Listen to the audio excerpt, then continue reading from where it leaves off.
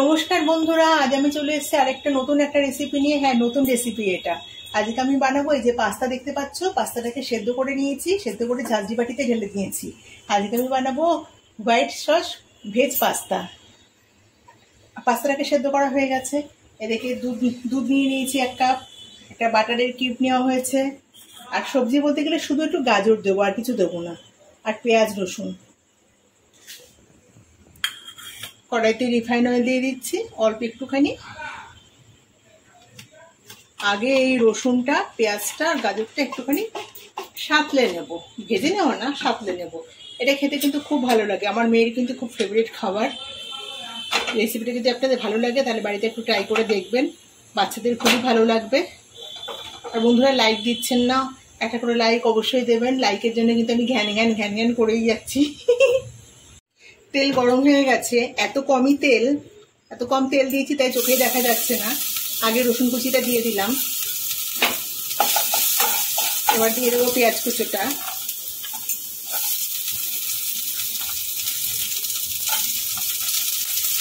এটাও একটু দুবার নেড়ে নেব।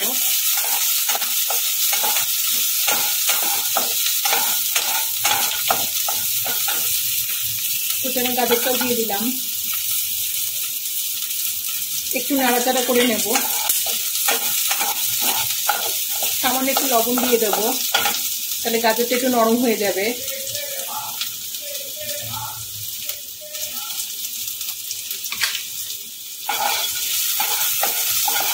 গাজরটা একটু নরম হয়ে গেলে পরে এটাকে আমি তুলে নেব।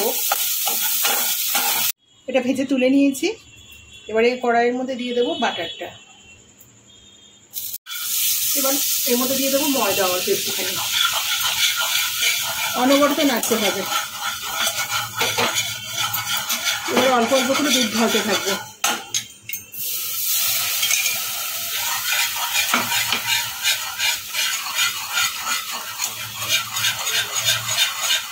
দুধটা ভালো করে নেড়ে নিয়েছি ময়দার সাথে। এবার চিজ দিয়ে দেবো, চিজটা একটু বেশি করেই দেবো, কারণ এটাতে চিজ বেশি না দিলে আমার মেয়ে আমাকে বাড়ি থেকে তাড়িয়ে দেবে। বলে একদিন একটুখানি এটা বানাচ্ছ, তাও একটুখানি চিজ দেবে না আমায়। দিয়ে দিলাম, আবারও ভালো করে নাড়তে থাকবো।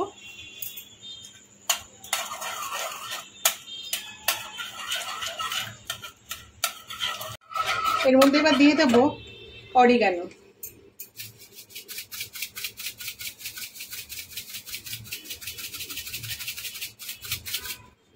আর দেবো চিলি ফ্লেক্স।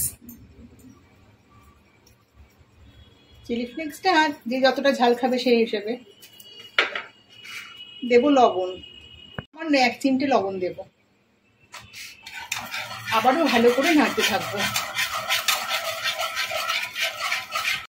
এর মধ্যে এবার ভেজে রাখা গাজর, পেঁয়াজ আর রসুন যেটা ভেজে রেখেছিলাম সেটার মধ্যে অ্যাড করে দিলাম। পাস্তাটা দিয়ে দেবো এর মধ্যে। পাস্তাটা কিন্তু লবণ দিয়ে সেদ্ধ করেছি। একটু ভালোভাবে নেড়ে চেড়ে নেব।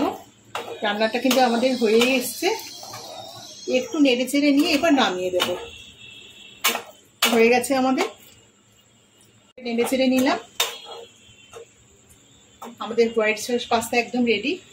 রেসিপিটা কেমন লাগলো অবশ্যই কমেন্টে জানাবেন। আর রেসিপিটা ভালো লেগে থাকলে কিন্তু একটা লাইক দেবেন। আর যে সমস্ত বন্ধুরা এখনও চ্যানেলটাকে সাবস্ক্রাইব করেনি, নতুন বন্ধুরা, তারা কিন্তু চ্যানেলটাকে অবশ্যই সাবস্ক্রাইব করবেন।